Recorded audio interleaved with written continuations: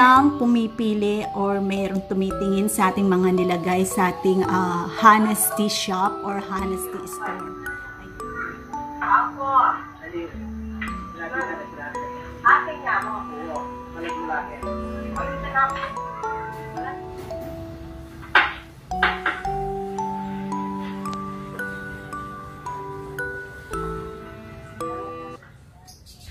Hello and good morning mga mi. So ayan, umagang-umaga ako ay nagsusorting ng mga ukay-ukay na mga damit, pati mga free love clothes na mga hindi na namin mga sinusuot na mga damit. So yan po ay dating tinitinda ko dito sa garage. Nagbubukas ako dito sa garage namin. So ngayon, hindi na po ako nagbubukas sa garage namin. Hindi na ako nagtitinda. Ang naisip ko po ngayon, kagabi, pinag-usapan namin ng aking mga anak, why not, ba't hindi namin subukan yung Honest Store? Since hindi na ako nagbubukas dito sa garage. Ang naisipan namin mga mi, ayan, mag-Honest Store tayo. Tayo ay mag-e-experiment dito sa aming lugar kung papatok ito. And lahat naman ng mga items, ayan, may mga price siya mga mi. So, Honest Store nga, so kung ano yung kukunin nila, yun lang ang babayaran nila mga mi. Walang magbabantay. So tignan natin mga mi, kung papatok ito sa aming lugar. Excited ako. Lahat may mga price naman mga mi. Sana papatok ito. Ito pa yung mga ibang damit mga mi. Ayan, ito mga dress po yan. At ito mga free love namin. Ayan, mga free love na hindi na namin sinusuot. And may mga blouses, may mga t-shirts na pang lalaki, pang babae, merong mga shorts, ayan, ito dress pa rin. So magsusorting pa rin tayo ng ilalagay natin sa Honest Store natin, mga mi, ayan. And meron pa tayo dito. At kung makikita ninyo sa box mga mi, tig 20 pesos po yung nandyan. So kanina nagsusorting po ako, it's because maglalagay po tayo ng mga tig 5 and 10 pesos item. Ayan. And individually, lalagyan na po natin ng price katulad nito. Para hindi po mahirapan ang ating mga mamimili. Dahil nga wala pong magbabantay, ito po ay Honest Store. Sila lang po yung mag-a-assist sa kanilang sarili. And ito po yung ilalagay natin na actually ito po ay mailbox. So, ito po yung ilalagay ko doon para dito nila ilalagay yung kanilang mga bayad. Ayan. So, kumbaga, sila po yung mag-ahasist sa kanilang sarili. Okay? And maglalagay din po tayo ng mga plastic. Dahil nga walang magbabantay, ito ay Honest Store. I'm excited pa ako ng mga Japan and UK surplus. At ito, isosorting pa natin yan. And then, ipapakita ko sa inyo mamaya kung ano yung mga items na ilalagay natin sa ating Honest Store. Actually, dito lang naman yan, mga mi. Ayan. Isasabit natin dyan sa labas ng ating gate. Kung makikita ninyo, meron na akong mga sabitan dyan. Ayan. And then, yung mga sale nating items, dito lang natin sila ilalagay dyan sa labas ng gate. So, ayan. Kasi dati, ito, binubuksan ko yan mga mi. At lahat ng mga paninda ko, nandito lang sa aking garage. Although, hindi na ako magtitinda dito sa aking garage, kaya naisipan namin na mag-Honest Store tayo. Mga mi, okay? Ayan. Sobrang excited ako sa gagawin namin. Mga mi, ayan na ang ating mga na-sort na mga pang-Honest Store natin dito sa harap ng ating gate. So, dito sa box na to mga mi, yung nasa baba, pang 5 pesos natin at dito sa kabila, pang 10 pesos natin. So, papalitan natin ito ng 10 pesos at maglalagay tayo dito ng pang 5 pesos. Tapos, meron din tayong mga pang 30, 40 na mga items. At ito ay isasabit na lang natin sa gate, mga mi. Okay? And then, ayan, nagsasorts pa tayo ng mga ibang items na ilalagay natin sa Honest Store. Pati mga UK and Japan surplus. maglalagay din tayo mga mi. Ayan, sobrang excited na ako kasi bukas na natin ito umpisahan mga mi. So, magi-start na bukas yung Hanes store natin. Ito mga pa 20 natin yan mga mi. Ayan, 20 pesos. Asan yung price niya? So, nilagyan ko na ng mga fries para hindi na mahihirapan yung ating mga customer in case na may bumili man. Ayan mga mi. So, bukas maaga tayong magdi-display doon sa ating gate. Ayan, meron din tayong mga ganyan na pa UK and Japan surplus. So, ilalagay din natin yan baka merong magka-interesado, 'di ba? And then, bahala na sila kung magiging Hanes ba sila sa kanilang gagawin. Ayan. Pero, syempre, tayo, naniniwala tayo na mas marami po ang mga mabubuting loob at marami po ang mga Hanes na tao. Diba? O, siya mga mi, bukas kita-kits tayo. So, ayan. Ang aga po namin ng aking panganay. Ayan. 5 o'clock pa lang. Ito, gising na kami kasi yung pinapagawa ko sa kanya na reminders at saka yung honesty store natin. Ayan. So, kailangan na mayroon tayong nakalagay na mga reminders na mababasa nila sa ating honesty store. So, ayan, ginagawa po ng aking dalaga. Madilim pa po sa labas kasi nga 5 AM pa lang. Oy. Good morning. Good morning. Morning, morning. Ito na po mga mi ang ating mga nilagay sa ating Hanes shop, Hanes store. So, ayan. Nagsabit na tayo ng mga paninda po natin dyan.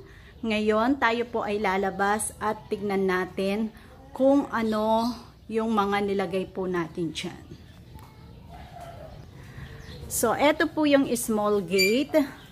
Dito ko po nilagay yung the Hanes shop.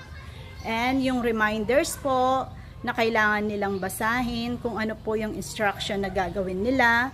And dito po sa email box, dyan po nilalagay yung ating payment. Ayan, ito po yung nilagay natin. And nilagay po natin yung please drop your payments here. Thank you and God bless. Meron din po tayong pa-plastic dyan para may paglagyan po sila sa kanilang mga binili. And pag kinlose po natin yung gate natin, and ayan, naglagay po ako ng isang box dito na dito po ilagay ang hanger. Salamat po. Wala pong tindera kaya katapatan po ninyo ang aking inaasahan. Pero kung kailangan po talaga ninyong suklihan, maaari po ninyo akong tawagan para mapalitan ko po ang pera ninyo. Salamat pong muli. God bless us all. So ayan.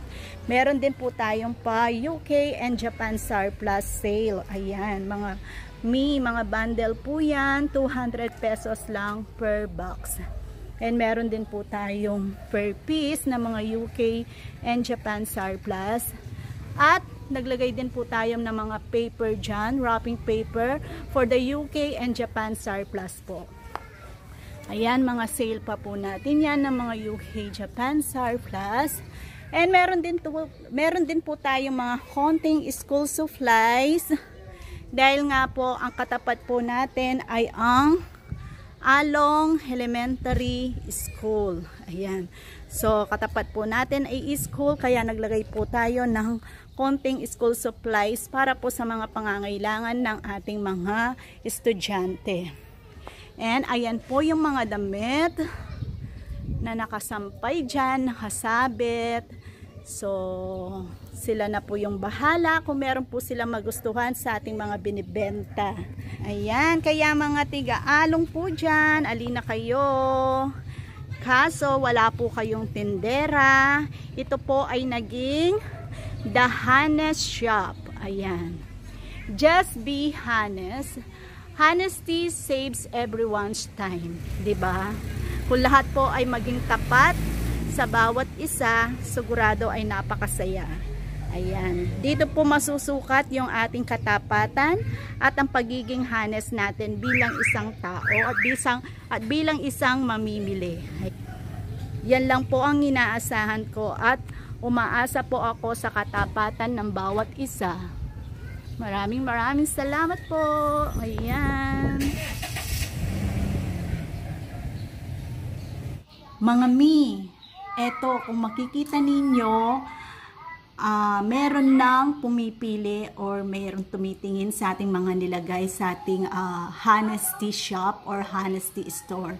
Ayan, kuha po yan ng CCTV natin dyan sa ating garage.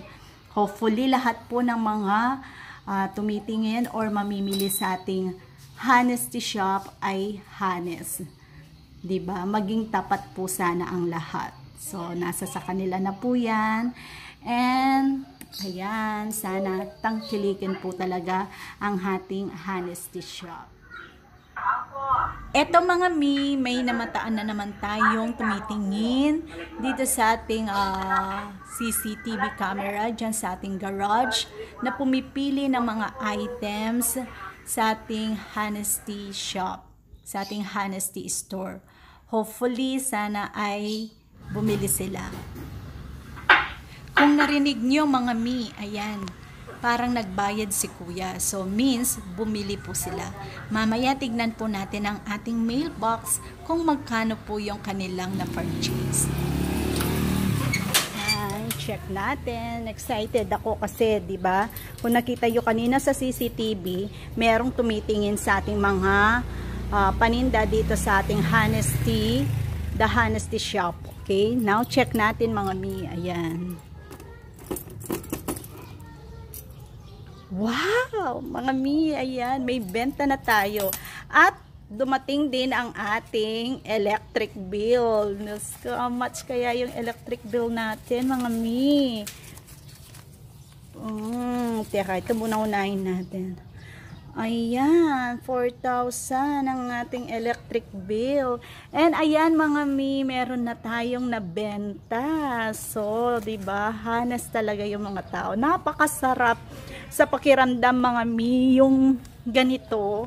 So, sabi ko, tama din itong ginawa ko kasi napapractice yung pagka-honest natin bilang isang tao, no? Ayan. So, dito talaga masusukat sa sarili din natin, sa mga kapwa natin, kung gaano tayo talaga katapat, kung gaano tayo ka-honest sa bawat isa, sa lalong-lalo na sa ating sarili. So, ayan mi. May mga benta na tayo mga mi. So, ang gagawin ko, i-close ko muna siya ulit. Hindi ko na muna siya kukunin. Ayan. Okay, may benta na tayo mga mi. Ayan mga mi, dito ko na po tatapusin ang aking vlog para po sa ating The Honest Store, The Honest Shop. Ayan, umagang-umaga pa lang mga mi, sobrang happy na ako dahil dun sa nakita natin kanina na tumitingin po sa ating mga paninda dito sa Honest Store. At yon, namili po sila at na-check naman po natin ang mailbox ay nagbayad sila mga mi. Kaya sobrang happy po ako dahil sa mga taong tapat at honest. Dapat naman po talaga ay maging honest tayo, lalong-lalo na sa ating sarili. 'Di ba? Kung tayo po ay tapat at honest sa ating sarili, sigurado yung mga tao po ay pagkakatiwalahan tayo. Lalong-lalo na nandyan po ang Panginoon, nakatingin po sa ating lahat ng mga ginagawa natin. Kaya be honest para lahat ay masaya. Sana magtuloy-tuloy po itong ating honest store at sana lahat po ay maging tapat at honest sa bawat isa, lalong-lalo na sa kanilang mga sarili. Ayan mga mi, sobrang happy po ako. Ang dami ko pa pong mga sinusorting na mga items na pwede pa po nating ilagay doon upang marami po silang pagpipilian. Hanggang sa muli mga mi, God bless and take care!